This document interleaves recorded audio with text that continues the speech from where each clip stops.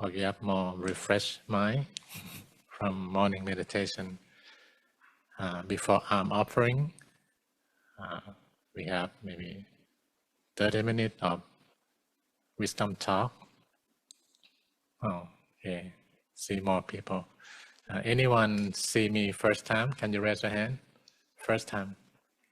Okay, thank you. I think I forget to introduce my name. Officially, they call Venerable Burin Thitakusalo. Yeah, my first name is Burin, B-U-I-N, Burin. Thitakusalo is not surname, it's monastic name.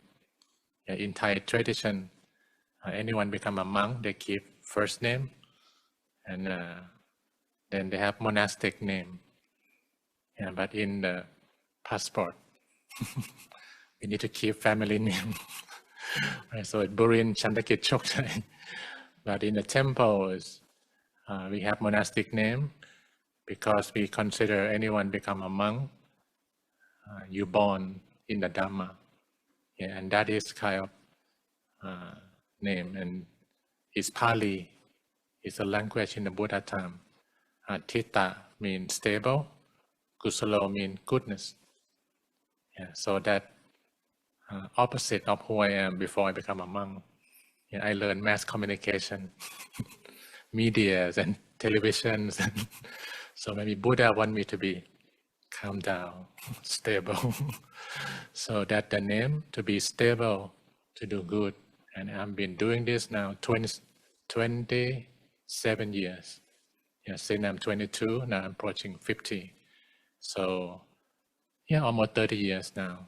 Quite stable, right? However, it's too long. Venerable Burin Thitakusalo, not easy to have conversation. So in the Magai temple, like Thai people, we call Long Pi Burin. Yeah, Long Pi means brother monk. Yeah, you can call me Long Pi Burin also. But when I moved to New York, everything is fast. It's still too long. Long Pi Burin. So they call me Monk Burin. Monk like a Buddhist monk. So you can call me whatever you feel comfortable, easy. Venerable Burin, Long Pi Burin, or Monk Burin. Yeah, it's New York minute, everything fast. This morning was invited to share some fundamental. Okay, let's see. It's kind of show up.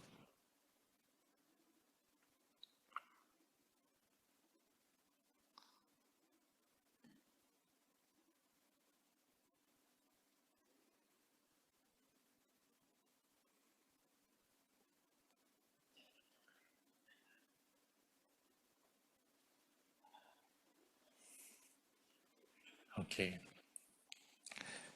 To give you some context,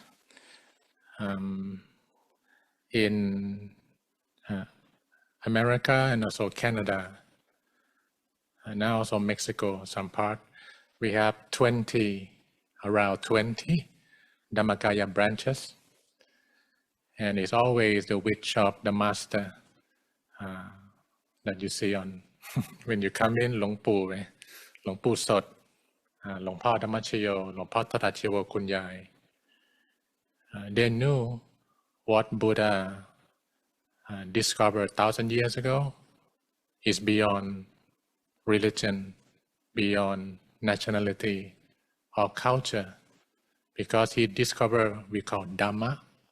Dhamma means truth, and when we come truth, it's not a belief system, it's the fact system. Like the sun in the sky, it's a fact in the sky. It's there long time ago.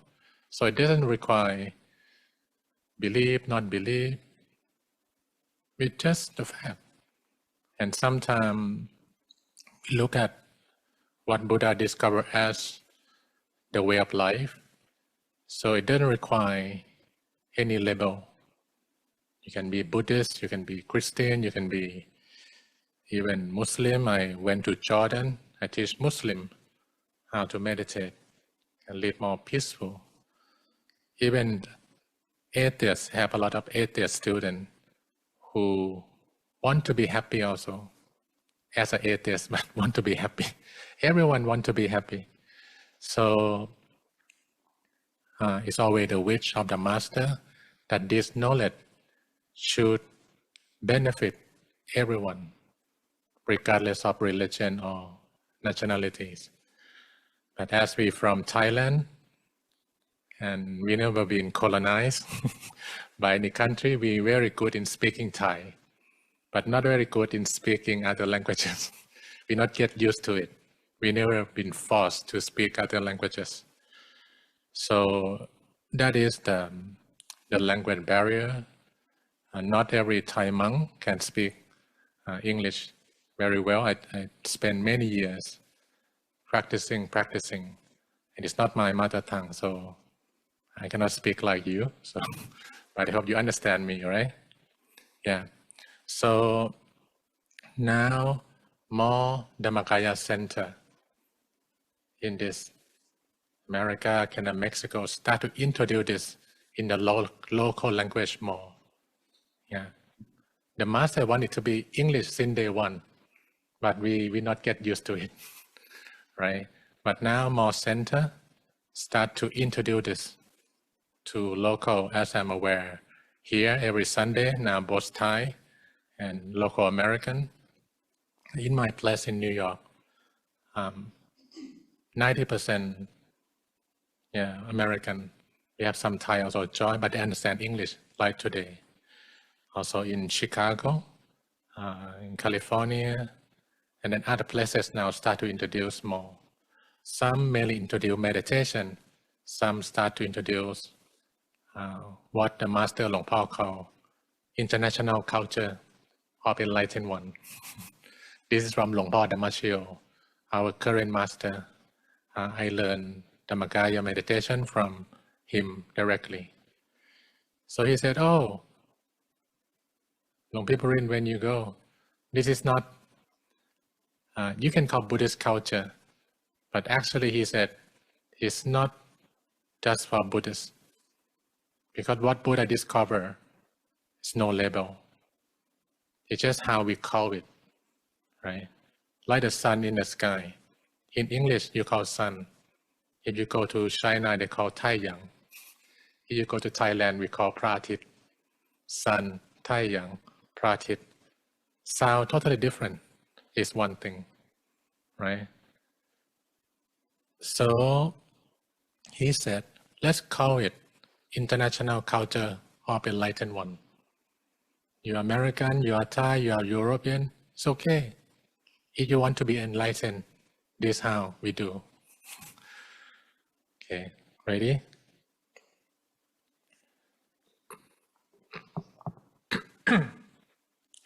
Yeah, I would like to start from this fundamental question. What is Dhamma?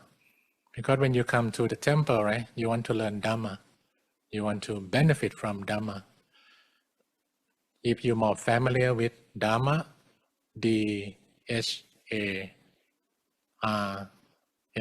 Dhamma, same thing. Dhamma is from Sanskrit. Dhamma is Pali. In the Buddha time, that's two spoken languages. Pali is a language of the people. Sanskrit is more Ivy League language, like an academic scholar. But that's both used by the Buddha. We from the tradition called Theravada. There are three main: Theravada, Mahayana, and then Vajrayana. Yeah. In America, most Americans know Vajrayana through Dalai Lama. Yeah. And then Mahayana through Thich Nhat Hanh, Zen tradition. Theravada now widely known through Walk for Peace. This is Theravada, walk, meditate. Before this, it's among Asian community mainly. We don't have Dalai Lama of Theravada. yet. And so Mahayana and Vajrayana, they use Sanskrit. We call this Northern School. It go north. And then Theravada use Pali. We call Southern School. From India to Sri Lanka and then spread to Southeast Asia. It go back to one source, Enlightened One, the Buddha. Yeah, is that right here to confirm. So Dhamma has many meanings. It's Pali. It could mean truth. It could mean nature. And this is a different, interesting definition, nature. Dhamma also means nature outside and nature inside. Very environmental, right? And then also mean virtue. It depends on the context, like which context the term Dhamma in, and then it defined according to the context. But wherever Dhamma will be put in, they have these three characters. Actually, it's the six. Yeah, I think this is the most common one to understand. So the first one, if it's the Buddha teaching, is universal, ehipassiko, inviting inspection, mean Buddha really wants everyone who study Dhamma to inspect. He mentioned in the Buddha time, which is 1,000 years ago, very uncommon.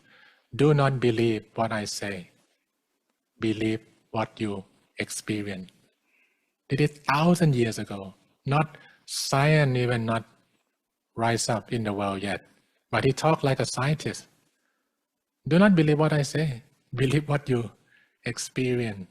And that is more firm when you have the first contact with the Dhamma. He said, I can only show you the way, but you must walk by yourself. Yeah, he called himself the guide. Yeah, I can guide you because I walked on that path before. He didn't show the sense of, oh, this is my knowledge. You must follow me. No, he said, there's a path. I found it. You might benefit from it. Let's come. Ehipassiko. Let's try. And then prove it by yourself. So it becomes universal. Since day one, Buddha teaching is not religion. The first 5 disciples surrounding the Buddha, they're not Buddhists. They're the 5 Brahmin priests. So it's interfaith since day one. He didn't teach to Buddhists. He taught to the Brahmin priests. And he didn't ask them to become Buddhists. Yeah, many one not observe this. But if you look closely into the Pali scripture, oh, he teach Dhamma, he teach wisdom or knowledge that doesn't require belief system. So you can believe whatever you believe, but try this and test it for yourself. So the first one, ehipassiko, is universal. The second one, paccattam, directly experience. You can prove it by yourself. And that's why Buddha teaching become more attractive with the growth of science, because that's the same pattern. Test it, experience it, and then you can verify. That's the most natural human capability, and it's natural to us. It's curious. When we're curious and we cannot ask, and then it's not natural. When we're curious, we want to ask, and we want explanation. And when I say this, I have no bias to any system. It's just the way it is. And the last one, in my view, the most interesting one, akaliko, always true, regardless of time. Now we talk about AI and something.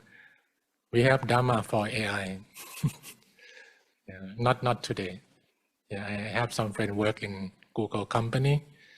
Then I start to share with him what is the Dhamma we should train AI. So AI will be good companion to our young kid. If we don't teach Dhamma to AI, we don't know what AI gonna talk to billions of people around the world. It's still beginning state, but they're interested also in this. So Ehipassiko is universal, self-evident, and timeless. Look like interesting, right, to explore. It's universal, it's self-evident, and it's timeless. It could be for us, it could be for our future generation. It never get old. It's practical, it's real. It's about the language. 1,000 years ago, we got like this. Now, what is the language now that connect to the people? That's it. Just find the proper language to communicate so they will land at the same enlightenment.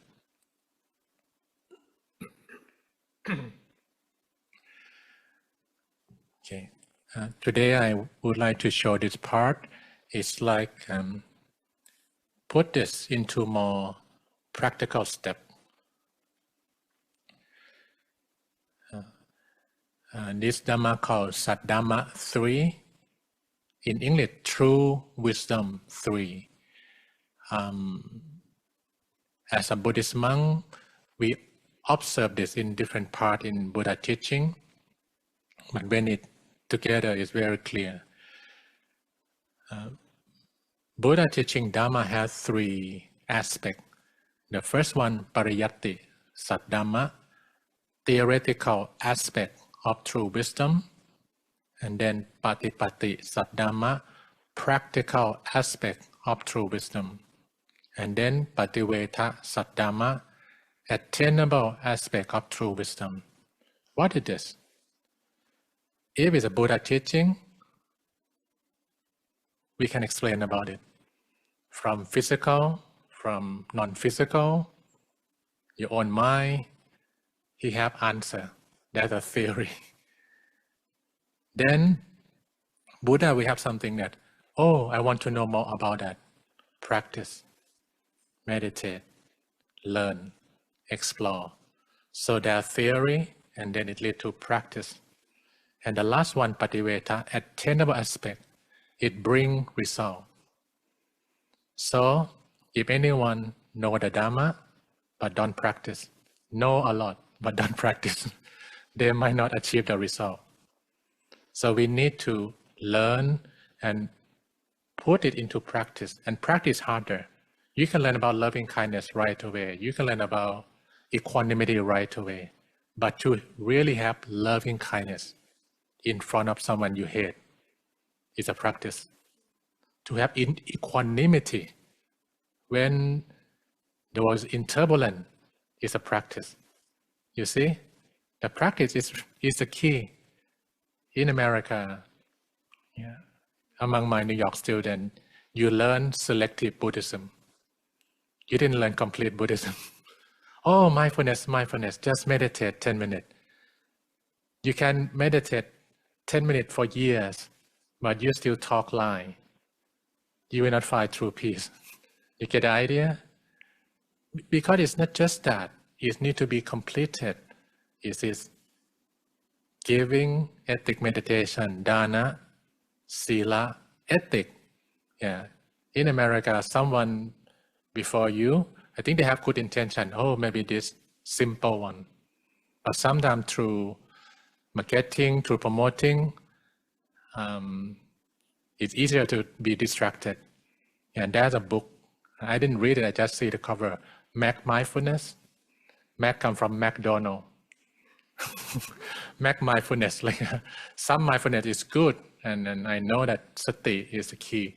But some people put that for money making, and then mindfulness become the new product, right? And then If you come every week, this dollar evolve one-on-one, this is dollar, you need to pay more. If it come to America, and America very strong capitalism system, then even Buddha teaching cannot be away from this too long. So that's a challenge we have. So if you learn Dhamma, look into the theory, what he said. How you're going to practice it in real life, that's the key. To know but not to do is not to really know. But to know it and then you do it, then you truly know, truly understand. And this is very scientific. Learn theory, experiment, see the result. Oh, it worked. Okay, another one. You can test this your whole life until enlightenment, right? Interesting? Yeah, so this is very good Dhamma, very modern and scientific. Today, let's explore one theory and let's see how we're going to put this into practice and to see the result. When I was invited in 2023 to share some meditation wisdom at Harvard Business School, executive education, to spend $10,000 for 7 days to learn those CEOs from around the world. And the year, I was there 2 times, 2020, before COVID, and then 2023, after COVID. And during that time, there's the ethic crisis with the wars in Ukraine, and then FTX. FTX is a crypto. It's like technology, MIT. It crashed, and then skeptic about those. And as a Buddhist monk, I didn't know too well about this, so I'm not against or pro. I just see what is that? So from 2020 to 2023, this thing happened.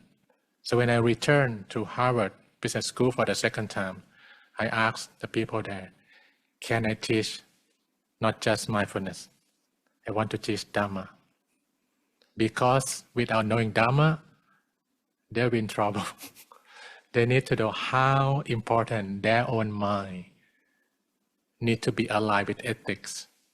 Not just money. Just money alone, it will end up like what we see with the crash of the ethics. So I shared this at Harvard Business School. Buddha said, monk, I do not see even one other thing that when untamed lead to such great harm as the mind, and untamed mind lead to great harm. And monk, I do not see even one thing that when tamed lead to such great good as the mind, and a tamed mind lead to great good. Do you agree? Untamed mind, great harm. Tame mind, great good. You think about yourself. When your own mind go wild and it causes trouble for yourself, for family, for company. But when it's tamed, it becomes wisdom, it becomes direction, it becomes the guiding voice for others. And you can imagine when that untamed or tamed mind has such money and power, how big harm and good can happen. Right? This tamed mind brings great good to the world. And I don't want to mention any name, any one. I think it's come up a lot, untamed one, that cause trouble, big trouble, right? To the country, to the world. But when we look at Dhamma, we do not see problem as individual. It's just a pattern. If it's not this name, it might be another name. So if we have hatred, then we cannot solve the problem. we need to have understanding that, oh, it's not personal, it's a pattern. What is that pattern? This all from 1,000 years, but I just make it easy for your mind with the colors. I call on the left side 4 problem makers. If your life not in a good shape, not in a good time, one of these 4 playing. And if your life will be better, you need 4 problem solvers. Yeah. What 4 problem maker is greed, right? Lopa is hatred. Dosa is delusion, moha. And they have the big boss called avijja, ignorant. Oh, if I become rich, if I become billionaire, I'll be happy. That's the lie. I know rich people who are mentally desperate. A lot of them. If you're rich and you're good and you help people, that is happiness. If you're rich and you're selfish and then you don't care about anyone, that's the lie, right? So, ignorance breeds greed, hatred, and delusion. It's like the 3 major colors we learn. What major colors? Prime color, red, blue, and then yellow. And then they mix up to be so many colors, and that's how defilement, jealousy, in the name of competition, in the name of to be number one, is troubling, right? So Buddha gave a medicine to tame this mind. He know we have that untamed element. So we need to do something to tame it. If we're not enlightened yet, we still have that unsettling factor inside us. So he said, giving will tame greed, ethics will tame hatred, and then meditation will tame delusion, and wisdom will tame ignorance. Practical? Yeah, if you feel like, oh, I don't have greed. No, I'm not greedy, I'm okay. I don't have hatred, I don't have delusion, I don't have ignorance. Sometimes the most difficult problem is we do not think we have problem. So never start solution, right? I show you that we're not away from this greed, hatred, delusion, ignorance. It just come in a subtle way, and then we don't know that we need to work on Dhamma. How about this one? Tempting mind. Are you tempted sometimes to buy things that not necessary?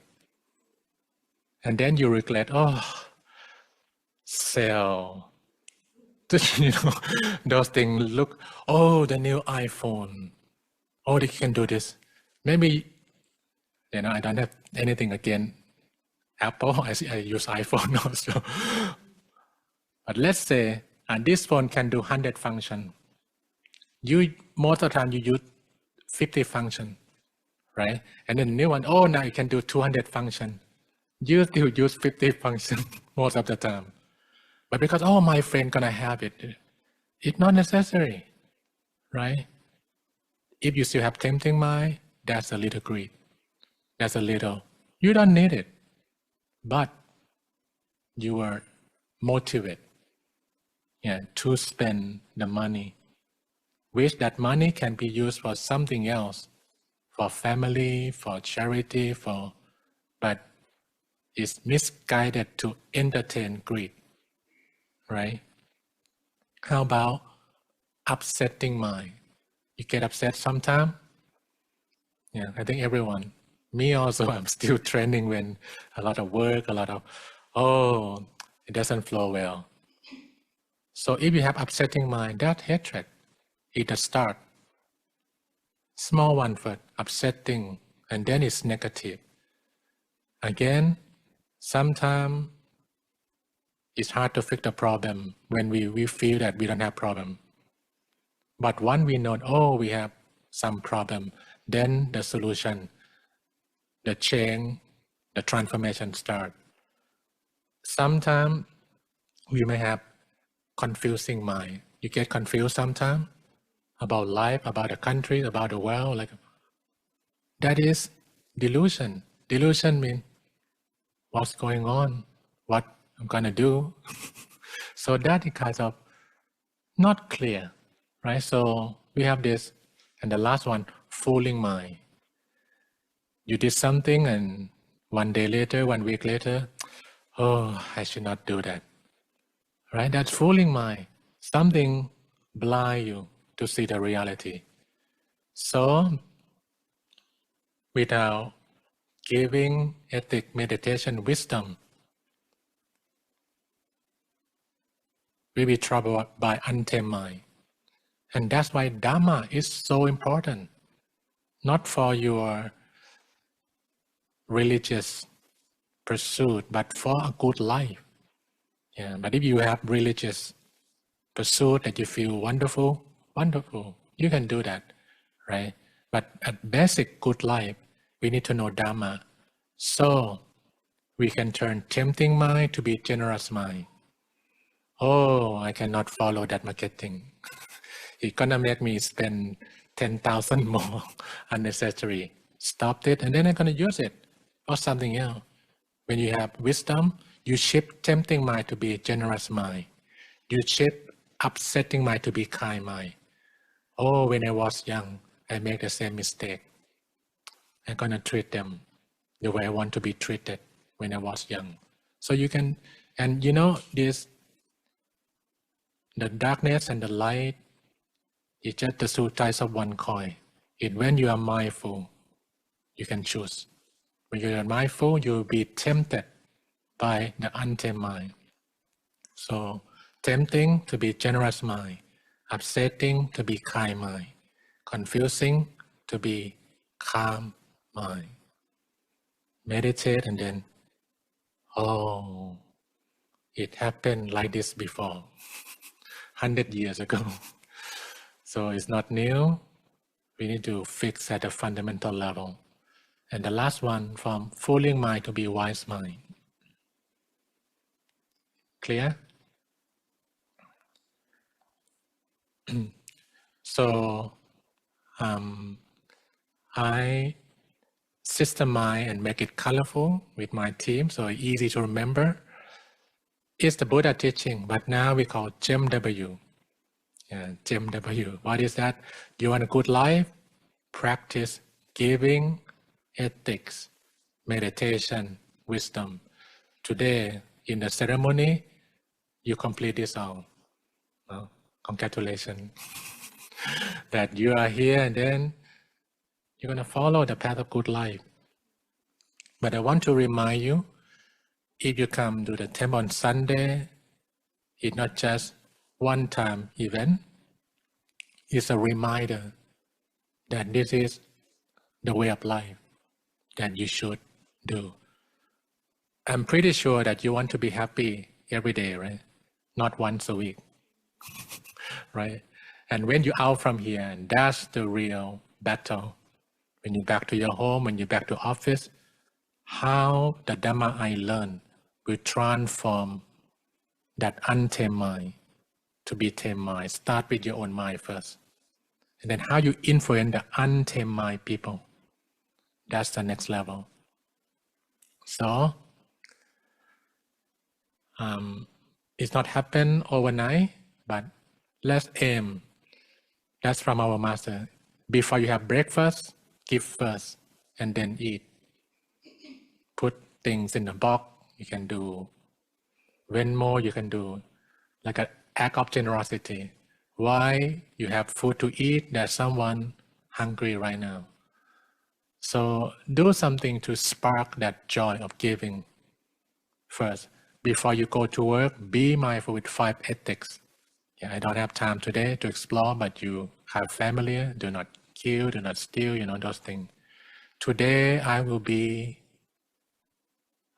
not be harmful to anyone. and then you can go to work.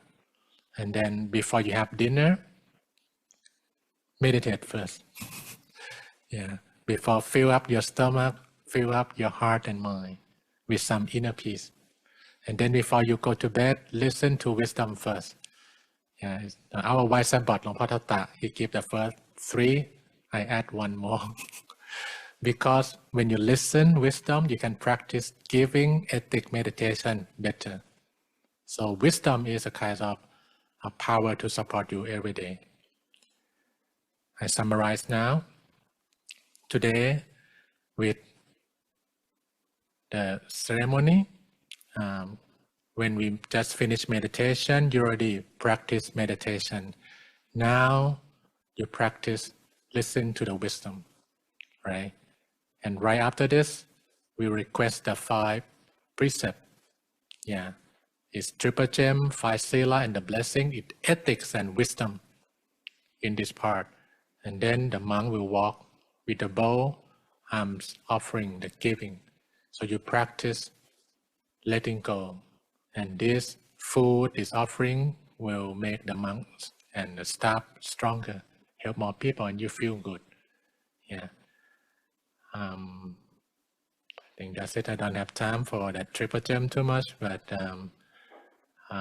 we can talk later about that triple gem and 5 sila. You can proceed.